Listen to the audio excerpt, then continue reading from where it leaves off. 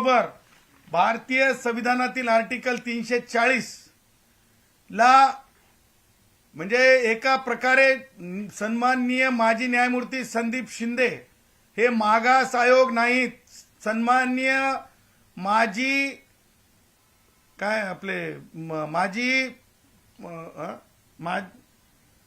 सन्माननीय माजी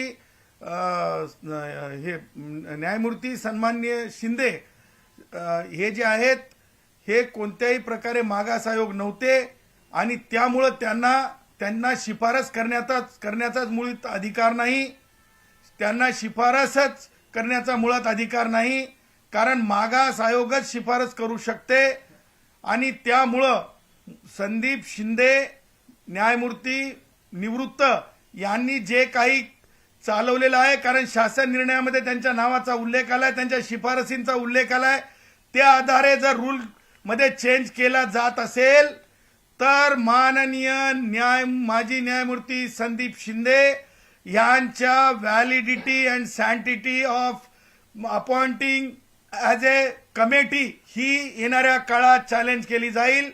त्यांची नियुक्तीच अल्ट्रा व्हायरस आहे, त्यांची नियुक्तीच आयोगाच्या विरुद्ध जाऊन केलेली आहे, त्यांची नियुक्तीच पॅरलल मेकॅनिझम तयार करण्यासाठी केलेली आहे, त्यांची नियुक्तीच स्वार्थाने बडबडीत होऊन केलेली आहे, कारण त्यांनी बिगर मागासवर्गीयांच्या बाबतीमध्ये सुनावणी घेण्याचा अधिकार किंवा समर्थनात किंवा विरोधात सुनावणी घेण्याचा अधिकार मागास आयोगाला आहे. आणि अशा बेकायदेशीर समितीचा आधार घेत शासन निर्णय करून रूल मध्ये त्याच्या बाबतीमध्ये घडण करण्याची जी भाषा शासन निर्णयात केलेली आहे, त्यामुळे ही सगळी कृती कायदेशीरदृष्ट्या संविधानिक दृष्ट्या सर्वोच्च न्यायालयाच्या जजमेंटच्या आधारे या तिन्ही गोष्टी लक्षात घेता कालचा शासन निर्णय एका अर्थाने अल्ट्रा व्हायरस आहे, फ्रॉड केलाय कॉन्स्टिट्यूशन सोबत, फ्रॉड केलाय कॉन्स्टिट्यूशन सोबत, फ्रॉड केलाय कॉन्स्टिट्यूशन सोबत. आणि ह्या सगळ्या गोष्टी सामान्य जनतेपर्यंत लक्षात आणून देण्यात येतील, सामान्यांपर्यंत पोहोचवण्यात येतील आणि ह्याच्यामध्ये ज्या प्रकारे म्हणजे घडवून आणलं गेलं हे अत्यंत वेदनादायी आहे, वेगळं सांगण्याची गरज नाही. त्या पुढे जाऊन मला तुम्हाला सांगायचं आहे, जरंगेच्या ह्या शासन निर्णयाच्या माध्यमातून जरंगे स्वतःच्या स्वार्थासाठी मराठा समाजाची देखील त्यांनी फसवणूक केली, जे जयश्री पाटलांनी सांगितली. ह्या काल जो शासन निर्णय झाला 2 सप्टेंबर 2025 ला, तो शासन निर्णयाच्या आधारे एकही जात प्रमाणपत्र दिलं जाऊ शकत नाही, एकही जात प्रमाणपत्र दिलं जाऊ शकत नाही, एकही जात प्रमाणपत्र दिलं जाऊ शकत नाही, कारण जो आधार सांगितला अफिडेव्हिट देऊन करा ते सेकंडरी एव्हिडन्स आहे, ते सेकंडरी एव्हिडन्स आहे, ते सेकंडरी एव्हिडन्स आहे. त्याच्यामुळे सेल्फ डिक्लेरेशनला काही अर्थ उरत नाही, कारण स्पष्ट आहे की जोपर्यंत तुम्ही त्या वर्गामध्ये मागास ठरत नाही तोपर्यंत त्या आधारे अशा प्रकारचं अफिडेव्हिट चालत नाही. अफिडेव्हिट फक्त जे चालण्याची जी प्रक्रिया आहे ती दाखल करण्यासाठी आहे, तुम्ही पुराव्यासाठी ती प्रक्रिया पूर्ण करू शकत नाही जोपर्यंत पुख्ता सबूत तुम्ही देत नाहीत. आणि पुख्ता सबूत नाहीत असं 2001, 2002, 2005 आणि जयश्री पाटील विरुद्ध मुख्यमंत्री महाराष्ट्र राज्य या जजमेंटमध्ये कुणबी आणि मराठा हे वेगळ्या जाती आहेत हे स्पष्ट झालेलं आहे. त्याच्यामुळं माझे मराठा भाऊ जबरदस्तीनं मागासवर्गीय कुणबी म्हणून ठरू शकत नाहीत, हे मी पुन्हा एकदा सरकारला सांगत आहे. आजच्या कॅबिनेटमध्ये झालेला निर्णय वापस घ्यावा. श्री राधाकृष्ण विखे पाटील जे त्यांचे पुढारी म्होरके झाले होते त्यांनी माफी मागावी संबंध ओबीसी समाजाची. राधाकृष्ण विखे पाटील, तुम्ही ओबीसींना भटक्यांना ऐकलं का? तुम्ही मंत्री सुद्धा आहात, तुम्हाला नैसर्गिक न्याय कळत नाही का की केवळ टेकन टू बी ग्रँटेड तुम्ही समजलं? माझ्या धनगर भावाला ऐकलं का तुम्ही? माझ्या वंजारी भावांना ऐकलं का? माझ्या माळी भावांना ऐकलं का? माझ्या साळी भावांना ऐकलं का तुम्ही न ऐकता केलेली कारवाई मला कोणत्या समाजाला हिनवायचं नाही, परंतु कालचा निर्णय पाटीलकी सारखा झाला. जुन्या काळातील प्री इंडिपेंडन्स संविधान अस्तित्वात येण्याच्या आधीच्या काळातील झाला, पाटीलकी सारखा झाला, पाटीलकी सारखा. आणि संविधानिक भारताच्या राज्यामध्ये पाटीलकी सारखे निर्णय चालत नाहीत. निर्णय हे संविधान आधारित पाहिजेत. आणि म्हणून राधाकृष्ण विखे पाटलांना मी आव्हान केलंय की त्यांनी स्वतःहून तो शासन निर्णय मागे घ्यावा. आणि जर करायचंच असेल ना राधाकृष्ण विखे पाटील, तुमच्या स्वतःच्या मेडिकल कॉलेजेसमध्ये माझ्या मराठा भावांच्या लेकरांना नोकऱ्या द्या.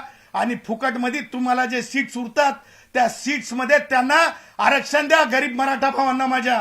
कारण मोदीजींना ईडब्ल्यूएस मध्ये गरिबांसाठी सवलती दिलेल्या आहेत, आरक्षण दिलेलं आहे. तुम्ही मन मोठं करा. पैसा काय, पैसा काय, पैसा काय.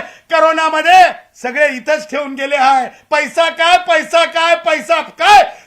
करोनामध्ये सगळे इथेच ठेवून गेले आहे. हे सुद्धा तुम्हाला सुचवण्यासाठी आहे राधाकृष्ण विखे पाटील. मला सांगताना पुढे जाताना सांगायचंय काही महत्वाच्या गोष्टी.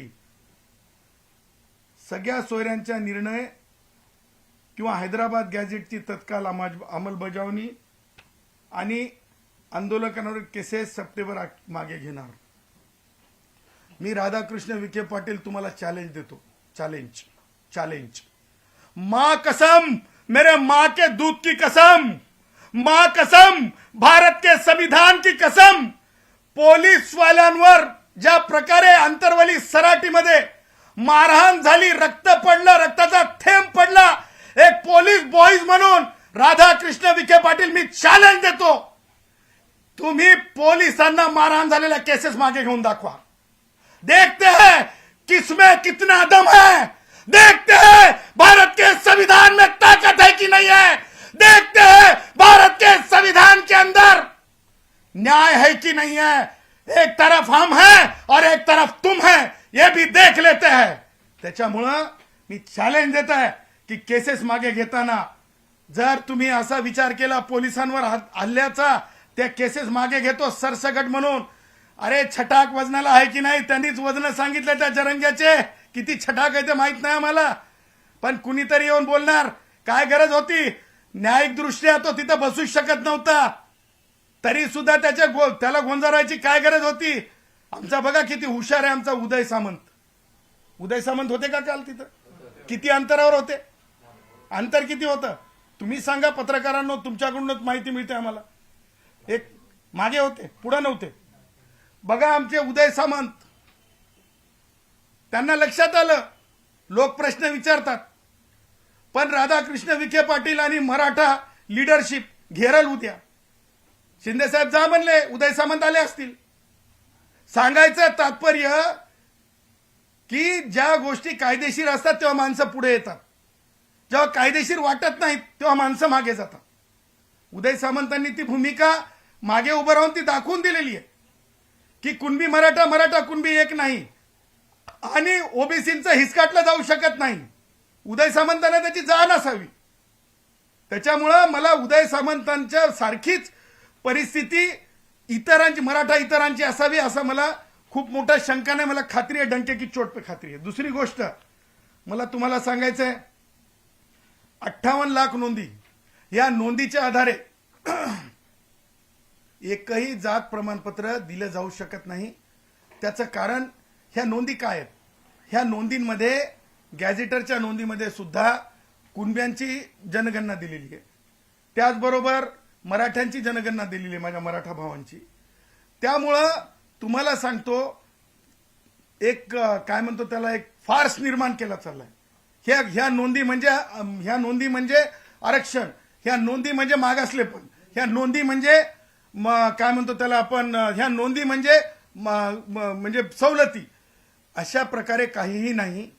सर, मला महत्वाची गोष्ट तुम्हाला सांगायची आहे, ह्या सगळं कुभांड राष्ट्रवादी काँग्रेसचे वयोवृद्ध पुढारी शरद पवार यांच्या राजकारणाचा कायम हिस्सा राहिलेला आहे.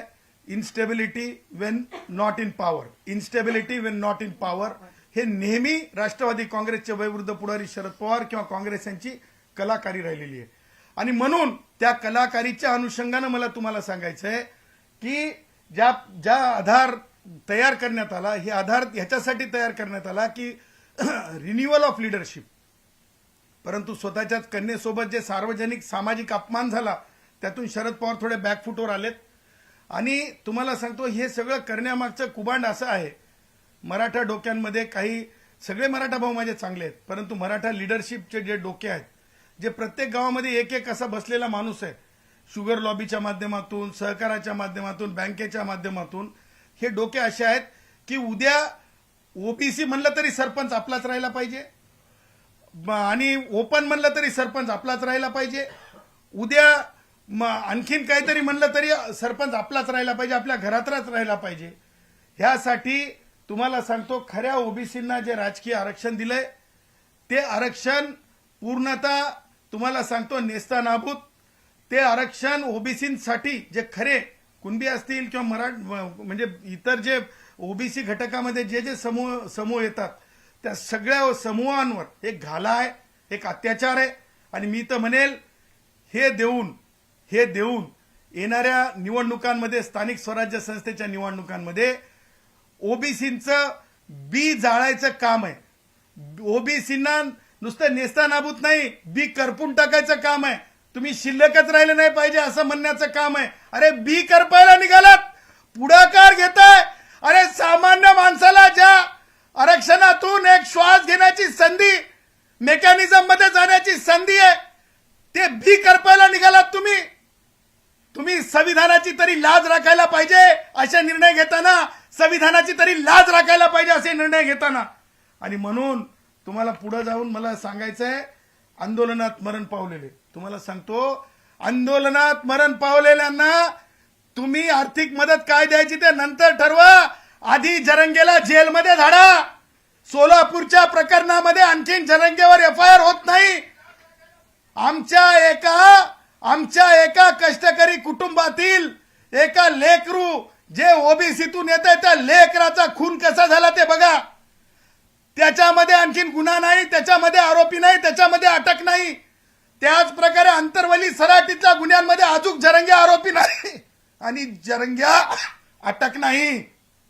अटक झाला पाहिजे जरंग्या. तुम्हाला सांगायचंय की जरंगे जे सांगताय की मुलं मृत्यू झाले, मृत्यूच्या बाबतीमध्ये प्रत्येकाला वेदनाच असावी, परंतु मृत्यूला कारणीभूत जरंगे आहे. या सगळ्या मृत्यूमध्ये जरंगे आरोपी पाहिजे. जरंगेवर याच्या कारणाने लोक मेले हे गुन्हे दाखल झाले पाहिजे अगोदर.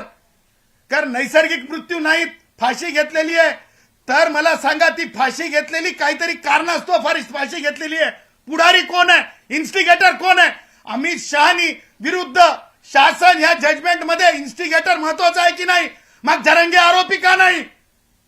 जरंगेला अशा प्रकारे जरंगेचे जर तुम्ही लाड पुरवायला लागलात तर तुम्हाला सांगतो हे अत्यंत गैर होईल, संविधानाचं अस्तित्वच संपुष्टात आल्यासारखं होईल. आणि म्हणून जर तुम्ही मृत व्यक्तीला, मृत कुटुंबाला नोकरी आणि पैसे देणार असाल तर अगोदर सूर्यवंशीच्या कुटुंबाचा विचार करावा लागेल, परभणीच्या.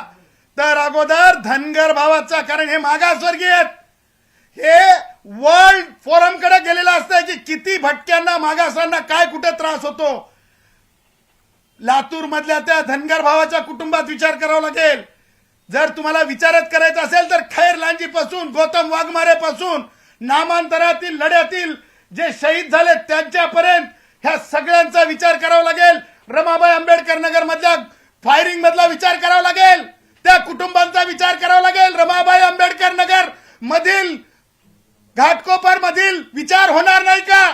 जरंगे मराठ्याचा आहे म्हणून जरंगे म्हणील त्यांनाच न्याय आहे का? म्हणील त्यालाच नोकरी आहेत का? म्हणील त्यालाच पैशाचं अनुदान आहे का?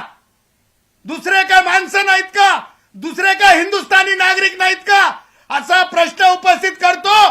तुम्ही देण्याचा शासन निर्णय करा आणि तो शासन निर्णय डंके की